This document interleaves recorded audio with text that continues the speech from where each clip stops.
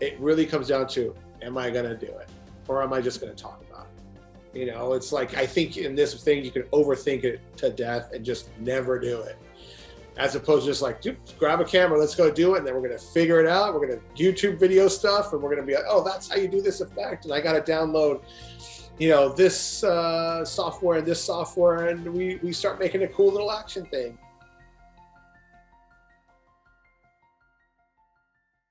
Our guest for this episode is filmmaker Christian Sesma, whose latest film stars screen legend Richard Dreyfuss alongside Paul Sloan, Jake Weber and Taryn Manning.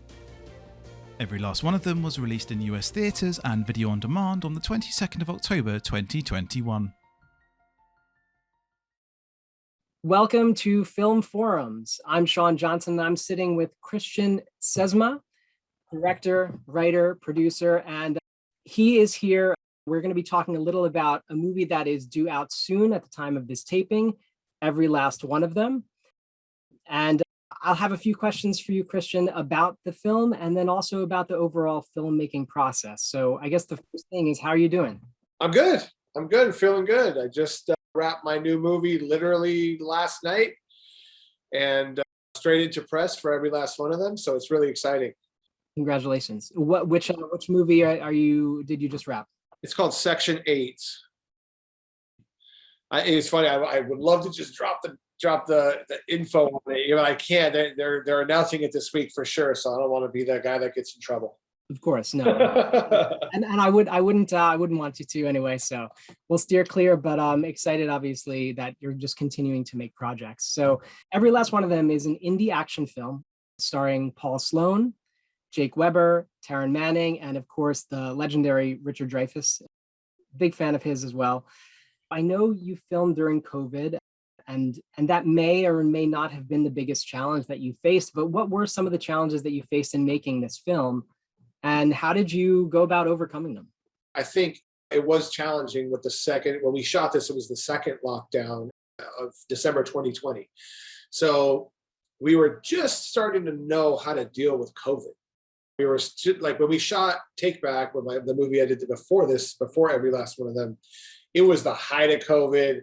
It was out here. Nobody knew if I'm going to touch this, we're going to get it. Like, nobody knew. And so by this time, our protocols were in place, testing, the quarantine procedures, the bubbles, all that stuff. Where we knew kind of how to work it out a little bit better. Where it was just a smoother process. So I think it's still challenging because every background body is a crew member, because you couldn't bring on anybody into your bubble, right? For safety purposes and stuff. So that was challenging for sure. And then obviously the price impact or the financial impact of COVID on these movies is a thing. It definitely adds 50 grand to at minimum to any budget. So it's something that would have been part of the post process. What has been your experience? You've now made 13 films, 14 films, or you just wrapped on your 14th? Or yeah. And so what is your experience? Any advice to people or tips for people who are wanting to create a project and maybe don't know where to begin in this realm? I think it's as simple as being organized, of having a story to tell and grabbing some people that are willing to do that, which is probably a lot. I think nowadays everybody wants to do that. And it's as simple as that. I think it's never been more easier to make a movie. Now, getting it sold in the business part of that's something different, but at least getting your feet wet into the process of that, from start to finish, from pre to principal to post, then to delivery is a whole different thing. But just getting that under your belt and start getting those wheels working is as simple as it's going to take to get into this crazy business, or at least start being a visual storyteller. So we're both dads, and then also we both have had appendectomies. Now, man, crazy. Your appendectomy, though, was an impetus driving you into filmmaking. Is that correct? Can you tell me more about that? Yeah. So my appendix ruptured and totally went sepsis and all that stuff. They had to leave me open I was in the hospital for 3 weeks. It was close. It was a close call, man. But since I had so much time on the hospital bed, I was reading a bunch of stuff, and I read Robert Rodriguez's Rebel Without a Crew, and then watched some Tarantino stuff, and whatever burning bush moment you want to call it. It was definitely like, I remember on the hospital's bed, I was talking to my aunt, and I was like, I'm going to make a short film. She goes, yeah, you're going to do that. I was like, all right. And she was like, I'll help you. I'm like, okay. And so if I make it out of there, and so we did, made it out of there, and literally a year later to the day, I made this little funny short film that made it onto the film festival circuit. And I was like, man, I think I might be kind of good at this. It was a blast. I loved doing it. I loved basically playing in a medium that I've always been a gigantic fan of. And then made a second short film, which really was like, oh man, I'm pretty good at this, which interestingly enough, we were talking about this last night. Like, the short film that I made it was really about this like house sequence and house fight and this, that, and the other. And it was really action oriented. And so when I left set the other day, we had done very similarly a scene, just a bigger budget action sequence. And I was talking to the stars who you'll find out this week. It was this. And we were kind of like, man, here you are. You were doing the same exact thing with your buddies. Now you're doing the same exact thing with giant action movie stars on a bigger budget. So it was just an interesting full circle moment. But so that second short film led to my first feature, and then here we are. And for people that, let's say, they grab their DSLR and they want to work in this genre, this action adventure story genre, what for you, what's advice, or what is critical to think about for people that are filming in a low budget? Obviously, they're not going to have the same special effects that you might be able to have. What are your thoughts on that? We could do a lot of stuff just enough to start getting by, no doubt about it, for minimal dollars. I think it's really just about, it really comes down to, am I going to do it, or am I just going to talk about it? You know, it's like, I think in this thing, you can overthink it to death and just never do it. As opposed to just like, dude, grab a camera, let's go do it. And then we're going to figure it out. We're going to YouTube video stuff, and we're going to be like, oh, that's how you do this effect. And I got to download this software and this software. And we start making a cool little action thing. I think with the internet, like, it's never been easier to start learning the process of filmmaking, from script to cinematography, at least to get the basics down, to get your feet wet, for sure.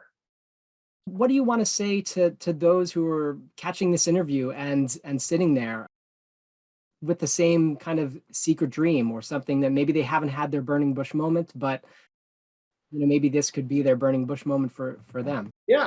Look, I think it's one of those things where I'm a huge believer that following your passion will open up the doors and create those opportunities that you're going to need to get to the place that you want to go, right?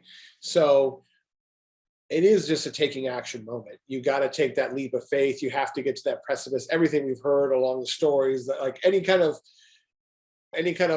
hero's tale, Joseph Campbell, Hero with a Thousand, whatever, Hero with a Thousand Faces moment, it's always going to come down to that standing on the precipice, or Indiana Jones, The Last Crusade. You're standing on the thing. You got to take the step. I mean, there's really no way around it. There's no amount of school, no amount of talking, no amount of whatever. It's still just going to come down to your desire and your willingness to take that step into the unknown and go, I'm just going to try to go at this and see what happens, and make them mistakes. And I've said it along the way. I've never had the luxury of film school where I can make my mistakes behind a safety glass or closed doors.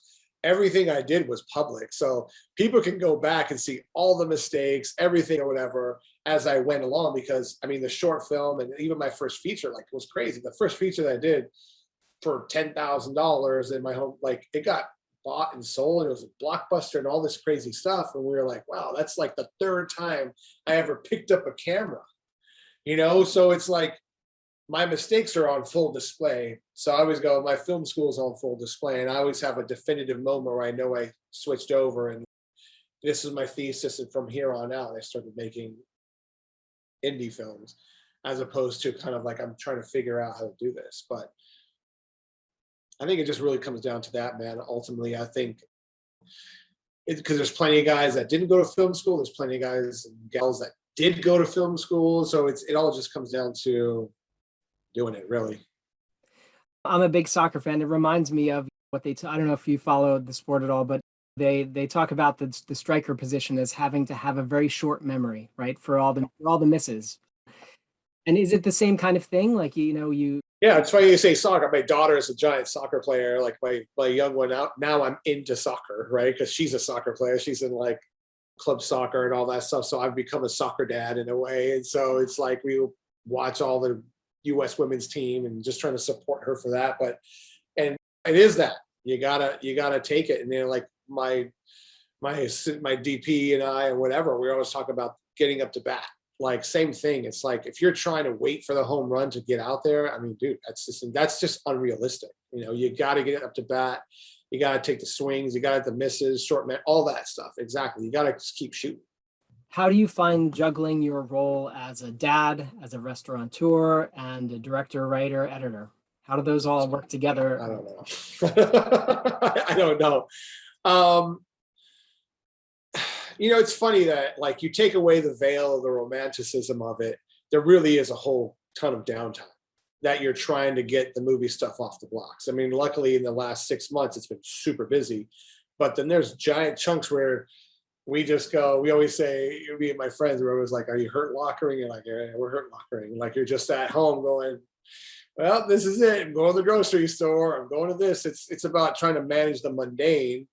But then you find the excitement in the simplicity of life too. Sometimes you try to do that, spending time with your kids, doing this stuff, soccer, cooking, pop-ups, all that stuff between the gigantic highs of the movie business. So I think I've gotten better at it. I feel honestly, I feel it's taken like 10 years to become pretty good at juggling, but it wasn't easy. It's very hard. And that's why obviously on family and marriages and relationships and friendships, it's hard. Thinking of every last one of them, but also even other projects that you've worked on, what is your approach to conceiving, developing, producing ideas, and maybe your approach to directing? Visually, emotionally, can you tell us more about your personal voice? Yeah, I think especially on every last one of them. So this is what we're basically why we're here for this. It really was about trying to elevate the genre for this indie action genre into something special, into something different, right? Which is what I try to do with what you got to try to find like the heart of the story that supports everything else, every other decision, everything else with the characters, every shot fired. If it's not grounded in something real or important, then it kind of just gets whitewashed and just kind of like, I mean, it becomes just like background noise, like white noise. Like, it's like, it's just another thing on the TV as opposed to something that's left some sort of anything that's left a lasting memory or had you questioning things or seen something in a different way. So yeah, I think that's definitely the approach. How can we make this different? How can we make this interesting? How can we make this more dramatic, especially in the action world? Trying to find the drama moments is important when you're not making a drama. Have you ever thought about stepping into another genre? Oh yeah, all the time. I have like a rom-com I have that we're getting off the blocks. I have a Western. I did a thriller, so they're definitely different. So for sure, it just happens to be action. I didn't start off in the action genre; it just kind of became that way. I guess I'm just curious. Maybe how are you looking to grow as a director or in your career? I don't know if you have an idea, but there's a few things, right? There's the Latino space that I'm really trying to represent and explore. And like I said, I have this Latino rom-com that I'm trying to get off the blocks. And it's like George Lopez and this guy and the other is, and everybody's attached. And but it's interesting that it's difficult to get off the blocks because it's not an action-led picture by guys who get things financed in an easier way. So it's interesting, but I think diversifying the storytelling, but also getting to the point where you get the attention of the studio system. And for me, again, I'm a giant film nerd. So it's like I say all the time, I'm like, until Star Wars, DC, Marvel, or whatever calls, or you're handling some sort of tentpole, I don't know if I'd ever feel I'd made it. It's like there is this moment where I'm just being honest. I'm like, it's cool, I'm doing this, but you're not playing ball in the major leagues yet. I think right now we're killing it in the minors, but you got to get the call to go to the show. Like, like I think it's Bull Durham or something like that. It's like you got to get a call to go to the show. So we're trying to fight for that and fight for the attention and say, this is the kind of filmmaker that I want to be. This is the kind of sensibilities I have. Here's the proof that we can handle it on a smaller level, but exponentially and relatively, we're right in the pocket. So, Christian, I really just want to thank you so much for the time and really enjoyed sitting down with you. So down to earth. I really appreciate how open you were. And I really wish you all the best with this film, with your upcoming projects. I want to see you get those projects done too. Yeah, really excited about that. So to everyone watching, if you are enjoying these interviews, please subscribe to Film Forums on YouTube, follow us on Twitter, follow us on Instagram, and visit our website, which is film-forums.com. I said dash, but I realized that the dash and the hyphen are actually two different symbols. So Christian, thank you so much. I wish you all the best. Thanks, man. I appreciate it.